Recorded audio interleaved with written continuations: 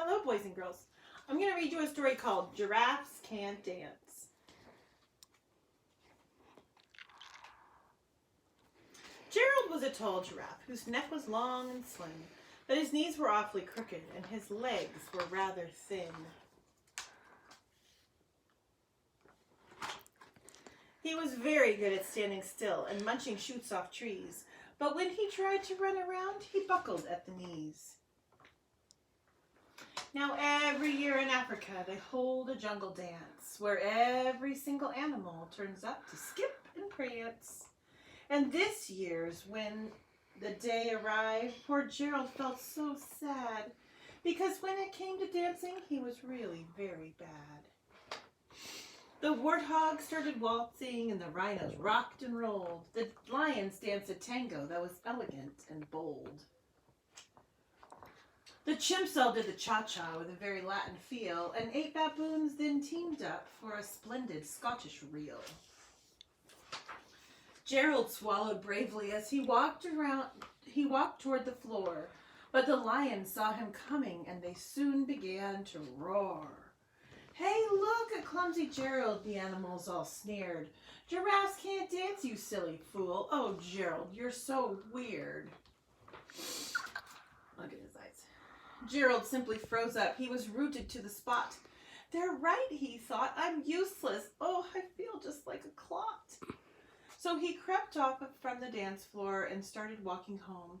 He'd never felt so sad before, so sad and all alone. Then he found a little clearing and he looked up at the sky. "The moon can be so beautiful," he whispered with a sigh. "Excuse me," coughed the cricket, who'd seen Gerald earlier on, "but sometimes when you're different, you just need a different song. Listen to the swaying grass and listen to the trees. To me, the sweetest music is those branches in the breeze." So imagine that the lonely moon is playing just for you. Everything makes music if you really want it to. With that, the cricket smiled and picked up his violin. Then Gerald felt his body do the most amazing thing. His hooves had started shuffling, making circles on the ground. His neck was gently swaying and his tail was swishing round. He threw his arms out sideways and he swung them everywhere. Then he did a backward somersault and leapt up in the air. Gerald felt so wonderful, his mouth was open wide. "I'm dancing, yes, I'm dancing, I'm dancing," Gerald cried. Then one by one each animal who'd been there at the dance arrived while Gerald boogied on and watched him quite entranced. They shouted, "It's a miracle! We must be in a dream. Gerald's the best dancer that we have ever seen." "How did you learn to dance like that? Please, Gerald, tell us how."